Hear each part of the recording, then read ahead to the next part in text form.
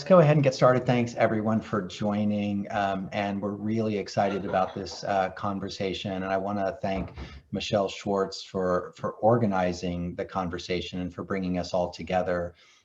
This is one of just the activities that we're providing through the Global Futures Laboratory and through the Global Institute of Sustainability and Innovation. One of the aspects of our mission is to help coordinate and collaborate research, scholarship engagement across the university around a variety of topics. And today we're going to talk about the topic of decision support research, decision support tools, and help to foster a community of practice around this activity and coordinated activities at ASU.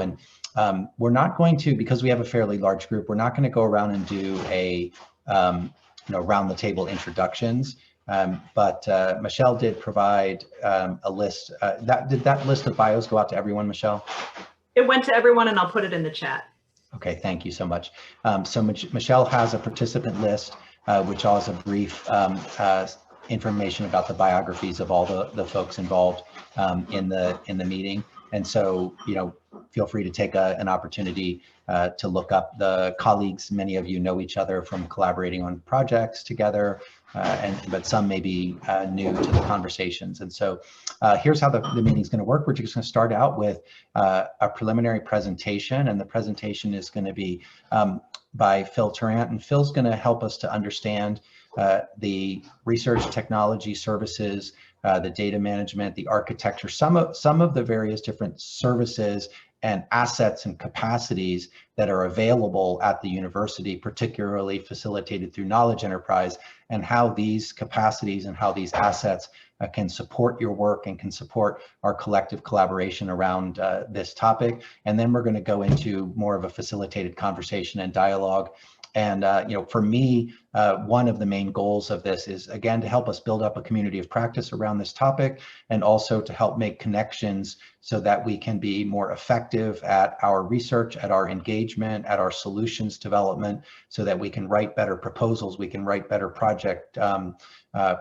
complete better projects, we can have greater impact. And this is just one of those kinds of collaborative activities to help us along that path. So with that being said, I'm going to turn it over to Phil. I'll ask Phil to do a quick introduction and then provide the brief introductory presentation. I'll say, as Phil is talking, if you'd like to put questions into the chat box.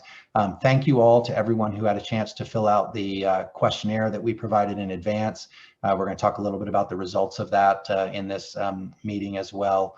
And if you have questions for Phil, I think if it's a clarification question, go ahead and pause and ask. But if it's a question about the topic, the substance, let's hold those, put them in the chat, and we'll come back to Phil at the end of his presentation.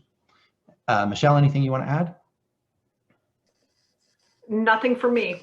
That was good. Okay. Thanks, Steve. Okay, great. All right, I'll hand it over to Phil. Hi, good afternoon, everybody. I think I know a lot of the people on this call. As you know, I was involved with GEOS prior to being kidnapped by Knowledge Enterprise last summer. That's been that's been a useful transition, though. It has given me the opportunity to. You were integrated. You weren't kidnapped, Phil. You were integrated. Oh, integrated. Sorry. Yes. Yeah. I was. It did give me an opportunity to focus on something that I really care about, which is research data management. And I've been working with Knowledge Enterprise since last summer on that topic. Let me share my screen and see if I can get it to also present. Did that work? Can you see the actual presentation rather than the window? Okay, good. Yes, as I mentioned, I am now the Research Data Management Officer for Knowledge Enterprise. I took on that role in the latter part of last year. And I was asked to take on this task because it was something that we really felt we needed to focus on as an institution. GEOS has a history of managing research data, particularly through the CAP LTR program. But it was something that was being done in other parts of the university as well, but not necessarily focused on as an institution with an institutional strategy for it. So I'm going to run through this presentation today. I am going to stay on the call for the full hour, so if anything else pops up during the course of the discussion, I'm happy to chime in. But I'm just going to run through, give you a little bit of background and then talk about the institutional expectations, and then give you an update where we are with research data services. Things have moved forward, even though we've been distracted by COVID over the last few months. And then I'll talk a little bit about some technology considerations with respect to the conversation you're going to have today. So just very briefly, in terms of background, many of you will be aware of this. I'm sure for those of you who have submitted recent proposals to federal funding agencies, you've probably been asked to do a data management plan. And that was a result of this memo that came out in 2013. The Office of Science and Technology Policy issued a memo which said that for any federal funding or for any agency that issued more than $100 million a year in federal funding, they wanted to make sure that they required their recipients of that funding to provide public access to the results of their research.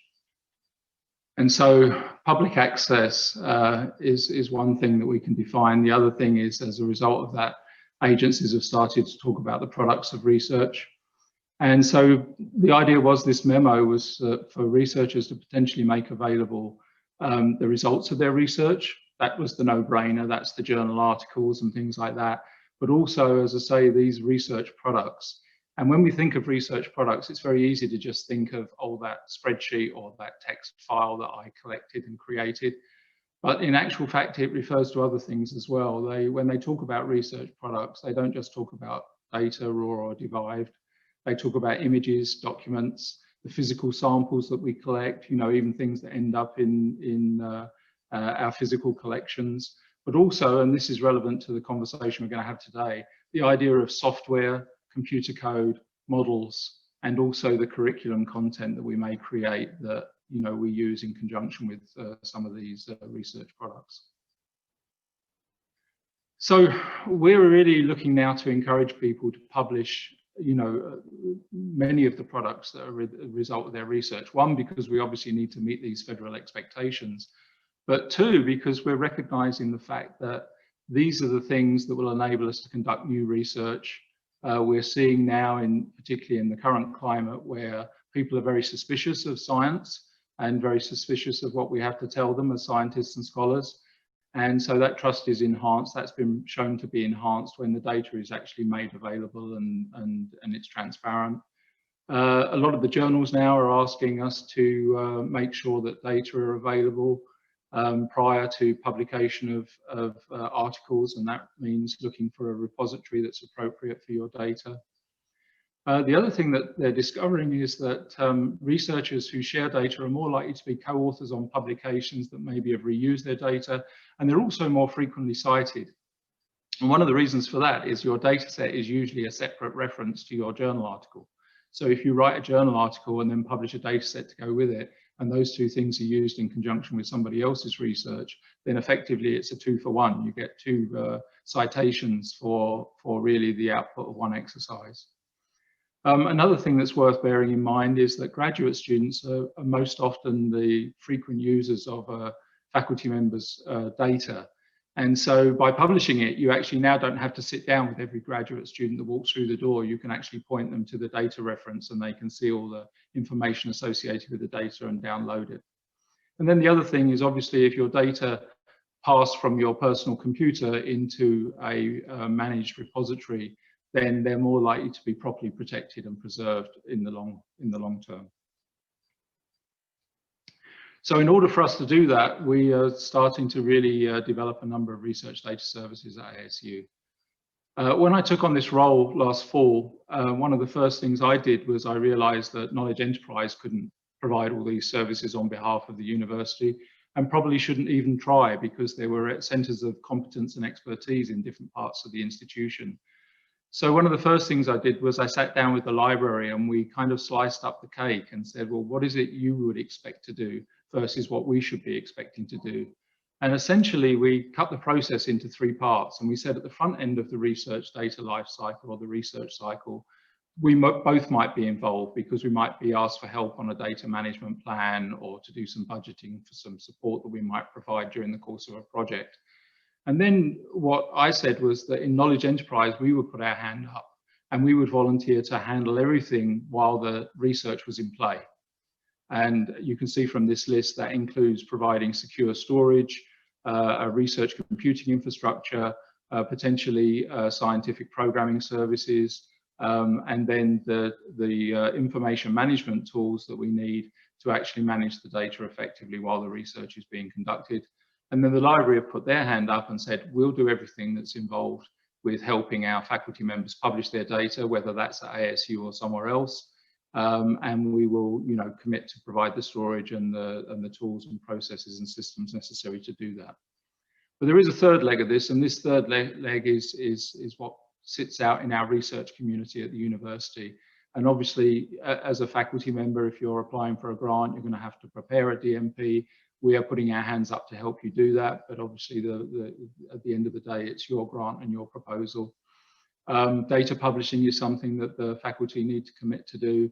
And the other thing that we're asking the academic units to look at is can we, in order to encourage a change in behavior, can we consider data publishing history as a relevant component of tenure process? That's not been committed to, by the way, by anybody, but it's something that we're asking people to think about, because typically today people look at publication rates and things like that, and we're saying that data should be part of that discussion. In-process data management, obviously, if we provide the tools and systems for you to do that, that's still a responsibility for the faculty to do that. And then there's ORCID sign-up, which I'll talk about shortly. In fact, I'll talk about it right now. So ORCID, what is ORCID? I'm sure many of you know what an ORCID ID is by now. But one of the reasons I wanted to mention it today is that because we're really encouraging everybody at ASU, if you don't already to have one, to sign up for one, and if you do already have one, to affiliate it with ASU. So basically, it's a persistent identifier that you can acquire very early on in your research career, or at any time during your research career, and the one on the screen is mine. It allows you to differentiate yourself from other people of the same name. I don't necessarily have a particularly common name, but there is at least one more Philip Tarrant out there doing medical research, for which I'm eternally grateful, because I take credit for it all the time.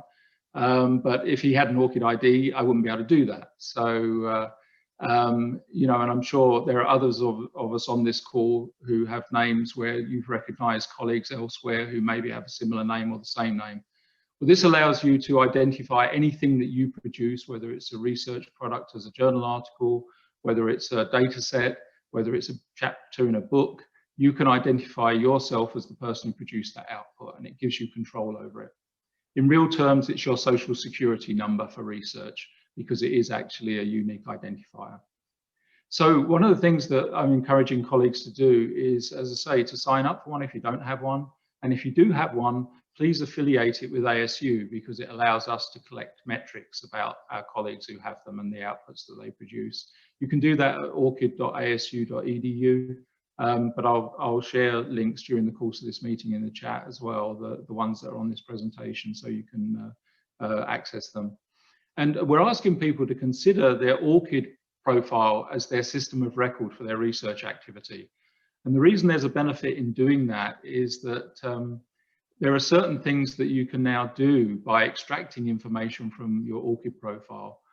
For instance, a colleague of ours, a mutual colleague of ours, Dr. Stephen Earle, recently had to produce some documentation for an NSF grant that he was part of. And he was able to extract that straight from his ORCID profile and into the NSF system. I think it's actually the NIH system that they were using for that. And it meant that he didn't have to enter that information again. We also have the potential to make connections from ORCID to our faculty activity reporting system. And we're talking to UTO about doing that. So potentially, if the information is in your ORCID profile, then you can start to extract it and feed it into other systems. And the ORCID system talks to lots of different both government and publication systems, which would allow you to feed that information and maintain that information in a single place, and rather than duplicating it. So managing your research data, let's talk about that briefly. Most of you who have submitted a grant through ASU or through another institution, if you were somewhere else previously, will have come across a grant management system of some description. The one at ASU is called the ERA, the Enterprise Research Administration System. And it's basically a system whereby we put all the information in associated with our grant. It gets submitted from there into the funding agency. And then over the period of the grant, certain tasks will pop up that need to be handled, whether that's reports, whether that's financing that needs to be reconciled. And so that's how we manage the administrative aspects of the grant.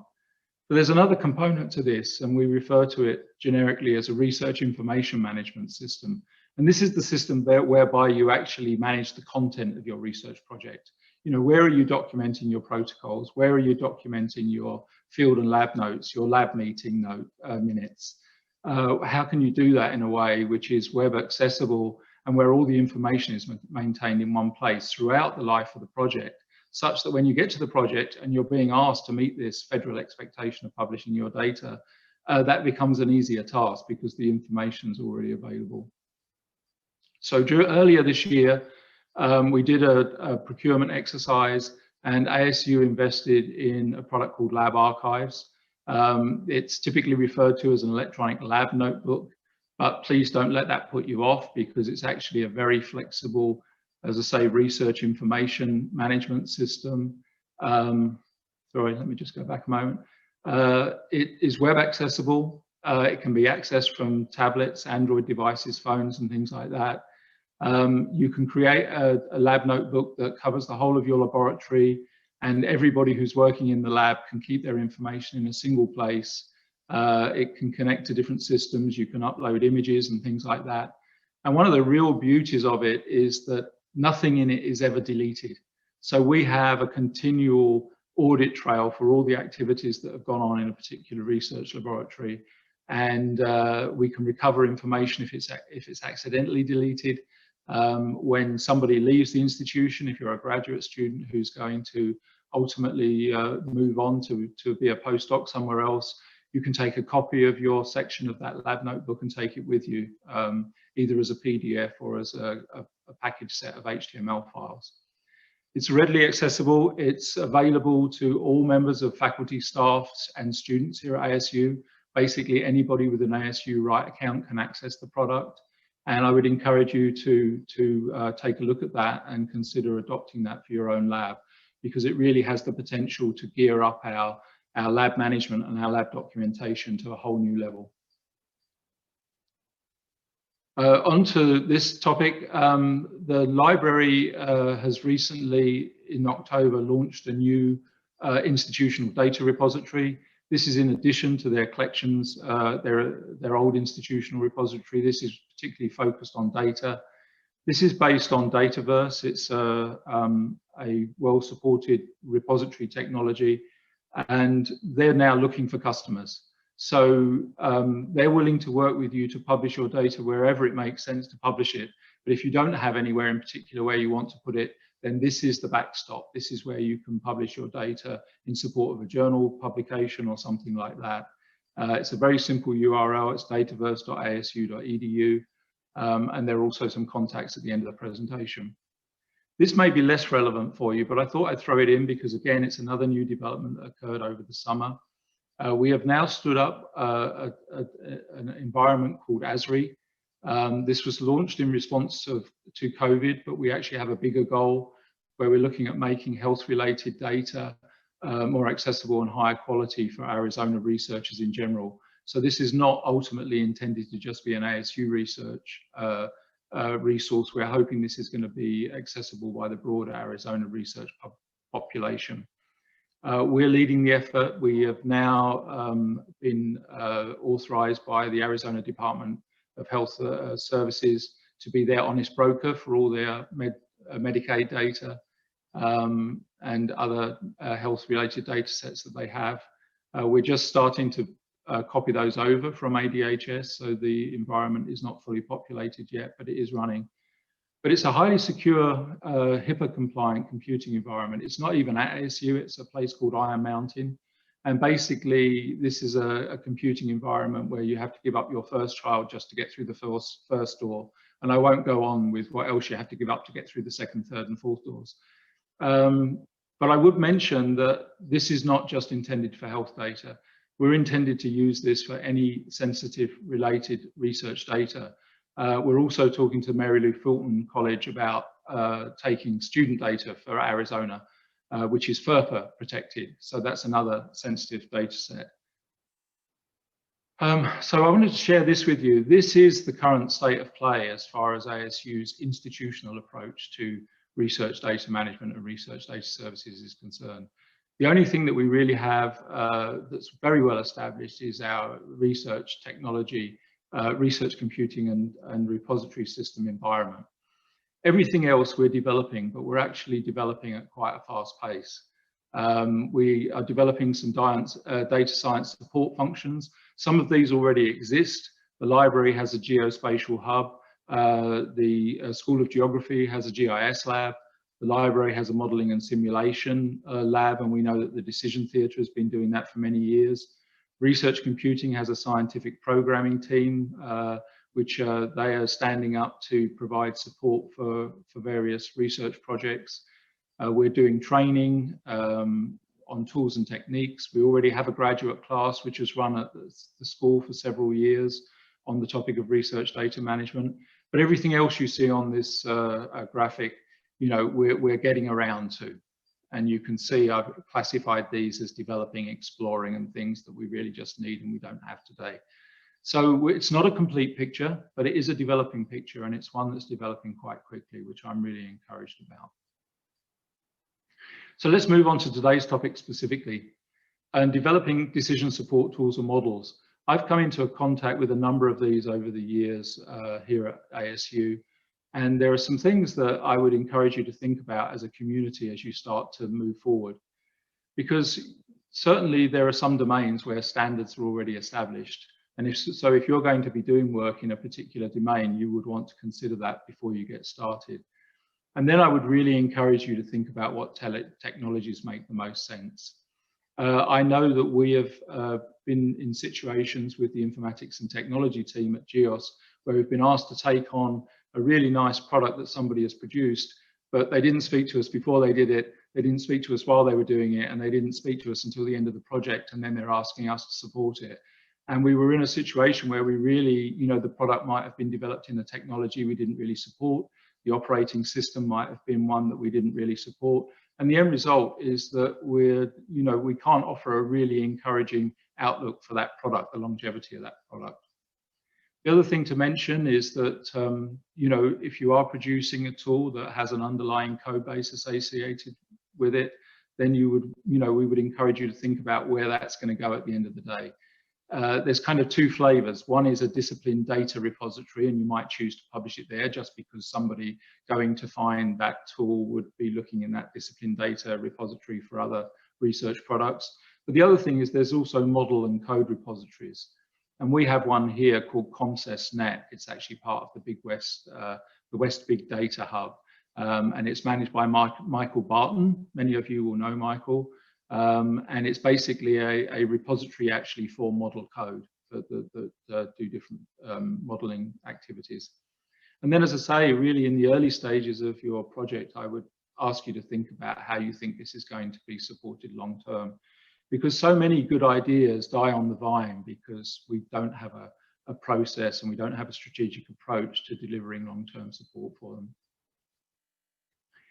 And so in terms of developing decision support tools at ASU, these would be my recommendations, and they really are my recommendations. They're not institutional recommendations. But I touched on some of these on the previous slide. Explore common technologies. If you develop something in a really niche modeling code base, we are going to be much less likely to be able to help you with it down the road and provide support for it down the road. And so talk to us about that in the early stages of your project. We're very happy to talk to you. Maybe the most we can offer you is a piece of advice, but at least that piece of advice may be useful to you. Consider that long-term support up front. Talk to us, and then we can think about how that makes most sense. And you're going to see a common theme here. Choose your technology carefully. As I say, avoid those niche products that maybe are not very well supported. Even if you go on GitHub to look for something, you can see how recently the code base has been updated. You can see how many contributions there have been. And so if something is active, has an active development community, that's worth considering over something that doesn't. If you're not a data scientist, find one to collaborate with. That would be my recommendation, because we can all be citizen scientist programmers, but there are certain things associated with developing code that working with the data scientists will ensure that your code is developed in good order and with good supporting documentation. And that's my final point. Ultimately, these things may well be published, and the only way they will be of use to anybody is if they come along with comprehensive, good quality documentation. It will facilitate the reuse of your model by others. It will avoid people misinterpreting your model and using it for the wrong things, and then bad-mouthing you because it didn't do what they expected. And again, it will allow us to stand a better chance of supporting the model beyond the end of the project, especially, you know, when we're dealing with some of these common technologies. And so finally, given that I keep exhorting you to talk to us, I better tell you who to talk to. You'll know some of the names on this list. There's myself. You can come to me. I have been asked by RTO, in addition to being the Research Data Management Officer, to lead our Research Data Services group. And we're volunteering to be the conduit into Knowledge Enterprise to help you find the right person to talk to. So if you don't know who to talk to, please come to us and we will find the right person for you. Dr. Stephen Earle, you already know. Dr. Earle supports the CAP-LTR project and all the data publishing needs of the Global Futures Laboratory. Jonathan Barber is a business intelligence developer who's joined us and is helping us with more of the understanding the data and analyzing the data. And then the library, as I say, they had this new institutional repository, and they also have an embryonic research data services team, which is headed up by Matt Harp. And Michelle, I'll share this presentation with you, so you know, you can share it with the participants of this meeting afterwards.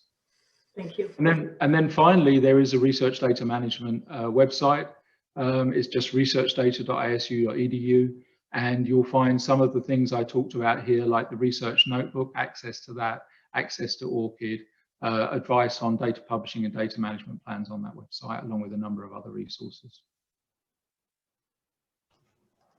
Excellent. Thank you so much, Phil. That was incredibly rich presentation. I'd like to open it up for questions. I've been trying to keep up and post a few links to these services and locations where you can access the services.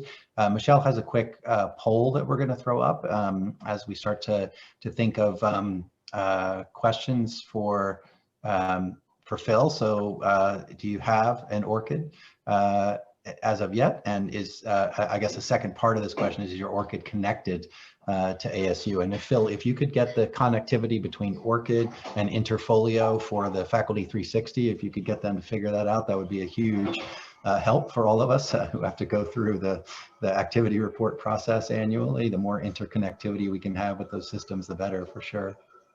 Yeah, and I'm very keen to do that, because obviously the only way you as faculty members will see the value of having ORCID as your system of record is if you can use it for other things. So I'm very keen for us to be able to do that. Yeah, absolutely. Looks like you know, more than 3/4 of the group is currently using ORCID already, so that's good to know. Okay, so I'd like to throw it open to questions for Phil.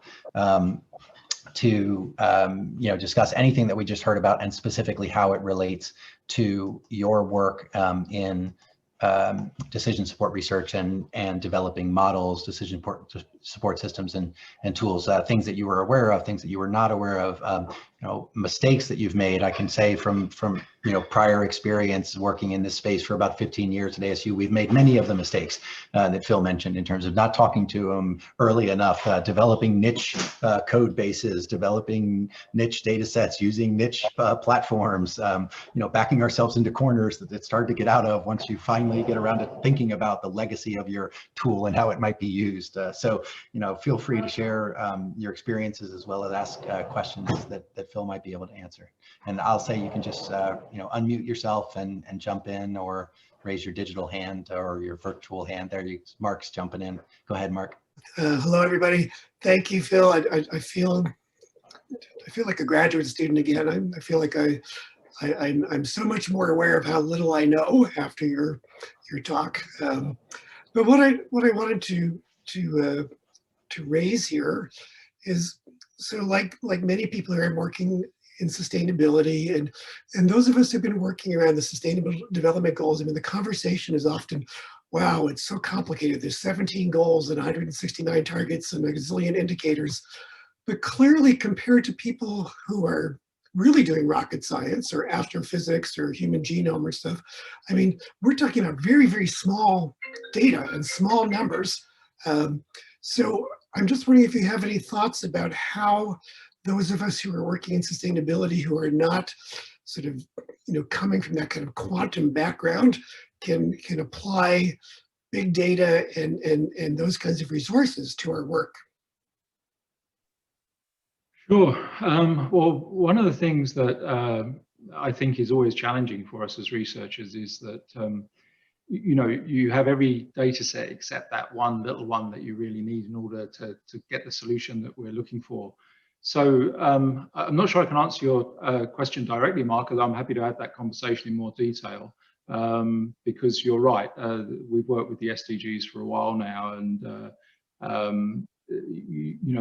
is it's a very broad picture, and they've set some very ambitious targets. So keeping track of them all is challenging in itself.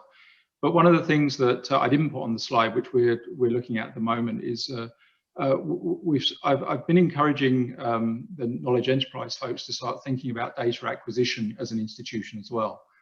And my colleagues DCDC and CAP-LTR will know that we have purchased data in the past that we have not been able to share with anybody, and that even if we could share it with them, it was a well-kept secret. And I'm thinking of things like the QuickBird satellite data that we purchased. We shared the cost of that. And so one of the things I've been asking my boss to think about is an internal data catalog. And I'm collecting a lot of anecdotal evidence now where people are acquiring data and maybe doing some value add work on those data, but they would then be very happy to share with a colleague at ASU, but it's a well-kept secret because nobody knows it exists. And I'll give you one brief anecdote. I was talking to somebody from WP Carey. She and a colleague down the corridor buy exactly the same data set. They have a single subscription for it. And the license is so restrictive, they can only use it themselves and share it with 2 graduate students. And they were unable to get WP Carey to buy an institutional license because it wasn't that much more expensive, but nobody else at WP Carey was necessarily interested. But that would have allowed everybody at ASU to use it. And it was an economic database, a data source that might have been useful to us in sustainability in trying to think about, how we can make a more sustainable economy. So that's one of the things I'm working on at the moment, and we're doing a proof of concept at the moment. We're using the same tool as the library, Dataverse, and the idea is for us to have an internal data catalog where researchers would be able to go and search that data catalog and maybe find a data set and a reference to, if you want this data set, speak to Professor Joe Bloggs over in geography and he will give you access to it, or alternatively, we might be able to make them accessible online. But that's one way, Mark, I think, that we might be able to help, is to give people, help people find data that maybe they can't find on their own.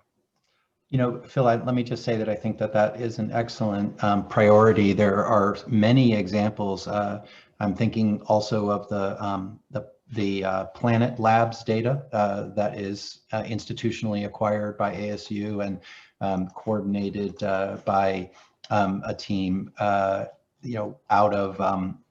out of CC, and there are a number of investors in that data, including the GOC, Global Institute of Sustainability and Innovation, and it's I think poorly communicated, not effectively communicated across campus that there are these data license agreements that we have. And then, Mark, to your other question, I know we have folks on this call. I'm thinking Leah, your work with the biodiversity data integration, and others who have worked in sustainable development goals, with these complex data sets and doing data acquisition, integration, and analysis and assessment. That's to Phil's question about hiring or working with data scientists as part of that, right? Because that's where our colleagues in SIDSI and other locations who are really, leaders in data science the earlier and the more effectively we integrate the data sciences into the subject matter domain and the actual the focus of our research, the more effective we are. So that the initial development of that team that includes research data services, a data scientist specialist, as well as your subject matter experts and your folks in looking at decision research and decision science, that is one of the goals of this kind of meeting, to more effectively create those collaborations. Other questions or follow-up comments to what Phil was just talking about there? And I would just say to Mark, Mark, I'm very happy to discuss your question in more detail anytime you like, and I offer that to anybody on this call. Thanks, Phil. I think you note shortly. And then I think, David, were you going to jump in as well? Yeah, I was just going to comment. I actually help manage the Planet Incubator program within Greg Asner's group, the center at the Center for Global Discovery and Conservation Science. And I am in touch with people at CC who are also working in on that. We have tutorials online and stuff to try to help people work with the data. That's sometimes is a hurdle, but we try to provide some assistance and information about how to make use of that. And if anyone on this call is interested, please contact me. I appreciate that, David. And so, Phil, one of the things we're talking about then would be a repository or catalog or clearinghouse where people could go at an institutional level and be able to identify these assets that are available that we're talking about, correct? Yeah, we're really talking about discovery and access. Discovery and access, exactly. Another example, I mean, when I was doing my reservoir research with Susanna Neuer over in Seoul, I downloaded MODIS images every day. Each one was about 80 megabytes. And I would download them, and then I would run a script against them, and I would extract the area around the Salt River reservoirs because we were looking at water quality. And that was a useful data set. I never shared it with anybody. It sat on the lab server and probably still sits on the lab server to this day. And it's just a shame because, I took the source image, added some value to it, and would have happily shared that with anybody at ASU who maybe had a different purpose for it. But it never happened. And so I'm very keen for us to move on from that situation. Great. So I think Matt Schultz and then Leah Gerber have their digital hands raised. So Matt, do you want to go first? Yeah, sure. Thanks, Dave. Great discussion. We've been focused a lot on sort of the back end of this, but from a decision support tool standpoint, I'm also very interested in the front end and how UI, UX, how users, especially outside the ASU community, interface with the data and what sorts of support we can offer researchers who want to develop tools that are well calibrated for their intended audiences and not necessarily just, for our internal consumption. So I'd be interested in hearing what assets are there. And, I can say we developed a tool and I sort of felt like we were a bit in the wilderness in terms of trying to get some support in delivering that information in the best possible manner. Yeah, absolutely. That's a great question. I'll throw that out to the entire audience here because we have talked thus far about the back end, but the user interface, user experience component, I think our team learned quite a lot of lessons just through trial and error through that process, and ultimately we have developed some great front end materials, but we also again, partially we were breaking new ground, but partially based on smaller teams, it took us time to reach across campus and find folks who had expertise in user interface and user experience and be able to effectively integrate those in our ongoing work. So others who would like to comment on Matt's question, are there communities of practice and lessons learned from the front end, from the UI UX component? And ultimately we've begun to work with some of the technical communications folks in the user UI UX program at Poly School, but I'd love to hear other resources that people have learned of.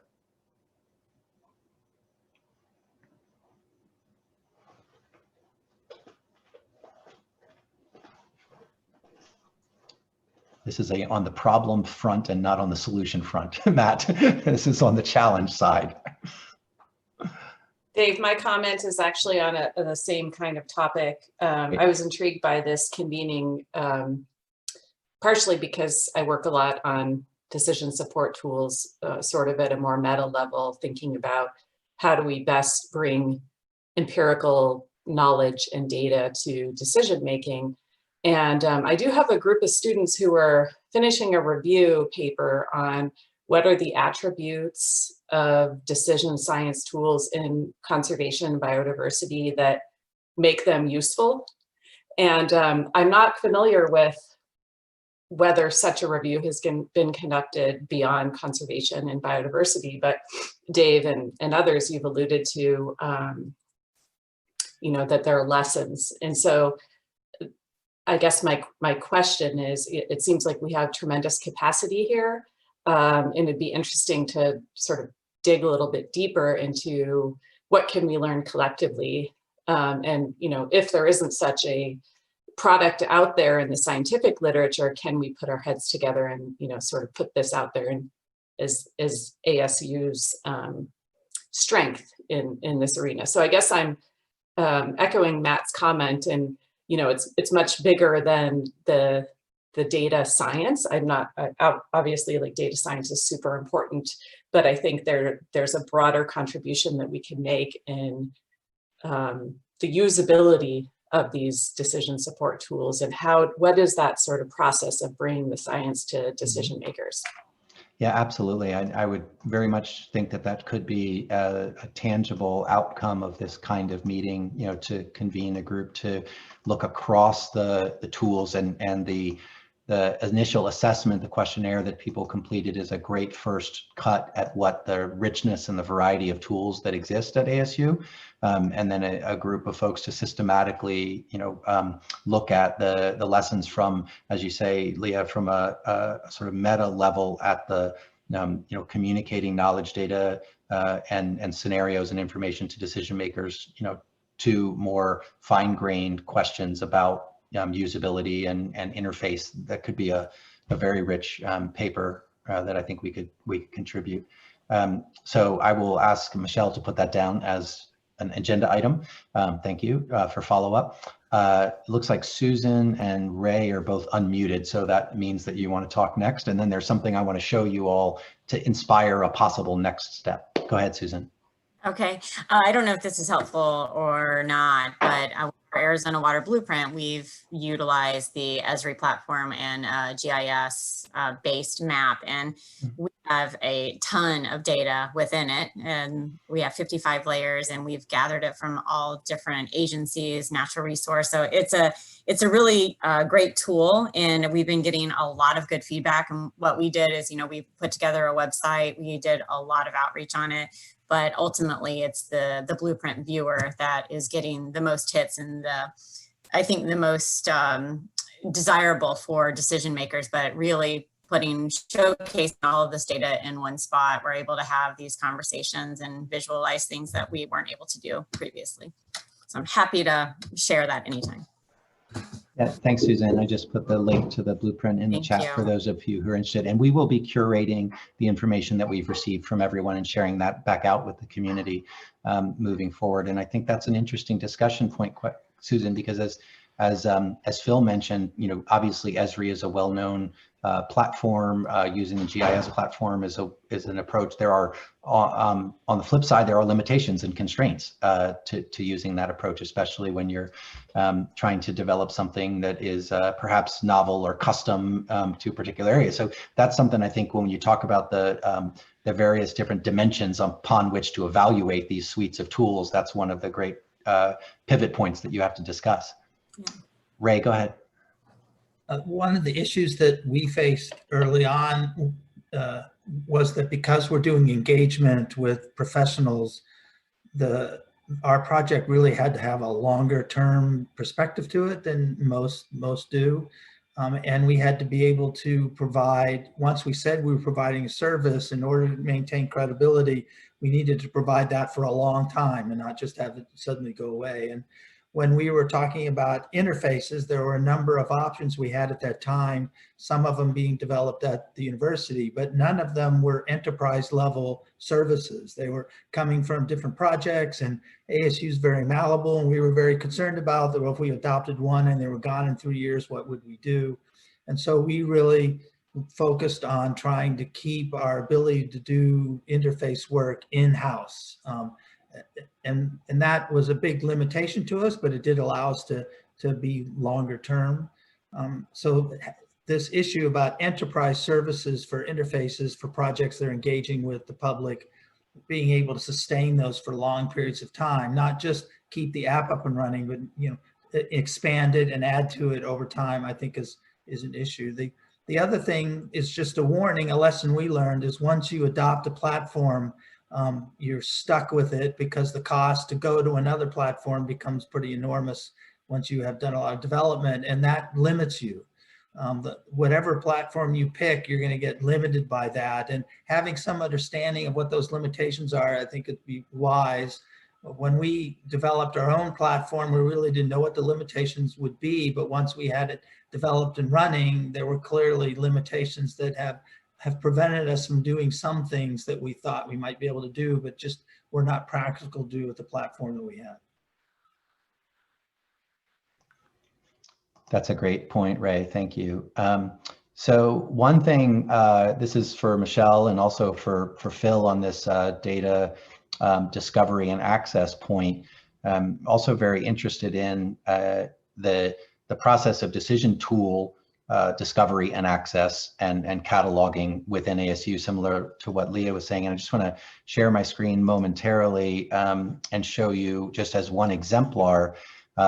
We ASU worked with a group called New America, and as part of our collaboration with New America, helped them to develop what they call their digital toolbox. Now, phase 0 is a particular phrase that's associated with the defense and intelligence communities. These are what the national security community calls pre-kinetic activities. So this is like phase 1 for the defense community is when you enter into kinetic, meaning you enter into active conflict. So phase 0 is a concept that means how do you, prior to conflict, through diplomacy or other activities, prevent conflict. So they developed this, just as a little background for the terminology. This was in collaboration with our Global Security Initiative here at ASU with GSI, led by Nadia Bliss. And so the phase 0 to digital toolbox has a list of research tools, for example, that are focused on things like climate impacts, conflict and state instability, and natural resource insecurity as things that may undermine national security and lead to conflict. And so there's a catalog of these tools that are available on the database, including some that are very commonly known, the World Bank, Open Data, Humanitarian Data Exchange, Resource Watch, et cetera. But there's 50 or more decision support systems just in the research tool area, and there's more across these different risk assessment, early warning, projection, decision support. And so a catalog such as this for decision support research within some domain, either all of ASU, within sustainability, resilience domains, or beyond, I think could be something for the discovery and access component that we're talking about, and also allow us to sort of publicize ASU's collective research in this space and our collective impact in this space. Is this something that would be potentially useful to you all as researchers, do you think?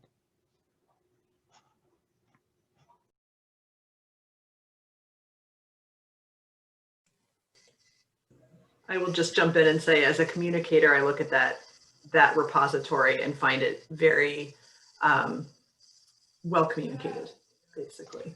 Well, we could certainly have multiple ways of packaging that, so we could have tools that are related to the Sustainable Development Goals and associated with particular goals. We could have tools that are related to, and your tool can be tagged by different concepts, right? So an opportunity again to increase the visibility and awareness of the tools.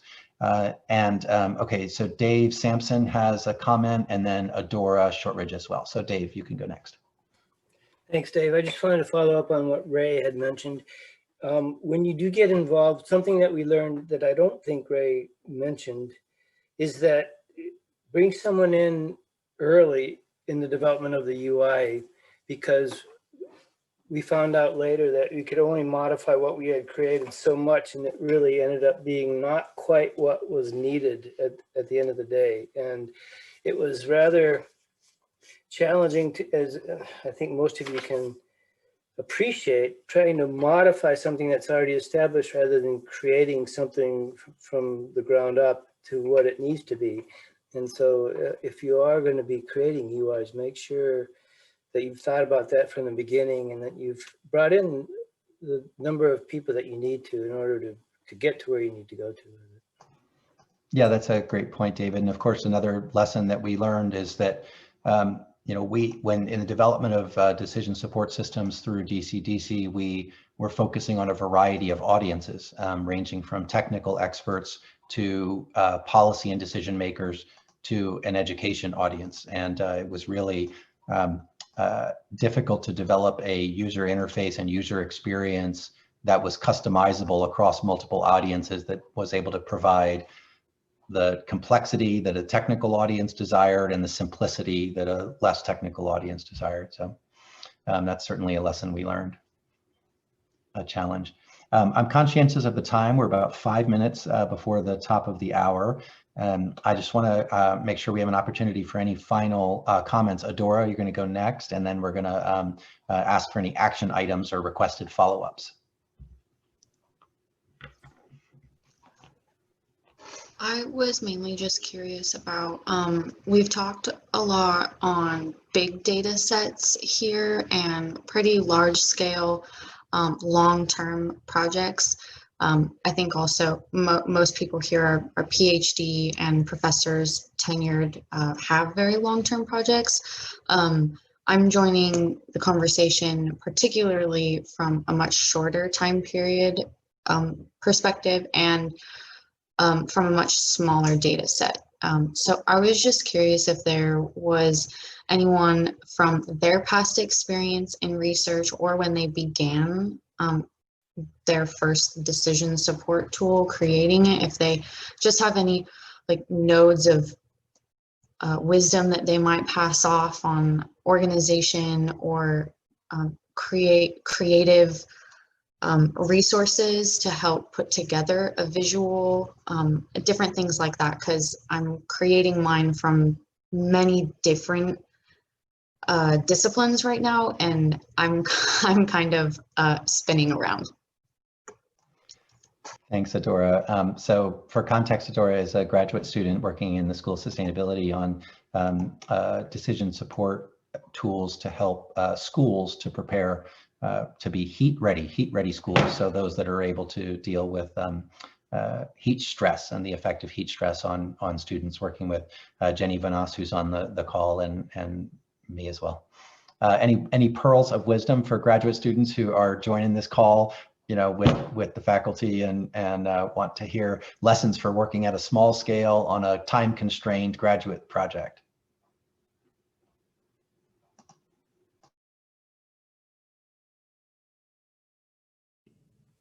I could pipe in. I'm Mary Sully DeLuca, and I'm in the Thunderbird School of Global Management, and I teach corporate social responsibility and sustainability, issues like that. And I had, when I did my postdoc, I was working on a very large global study of leadership and culture around the world. And for the junior PhD students or junior faculty that were involved, make sure that if you're in a big project, that there you have some small projects in it.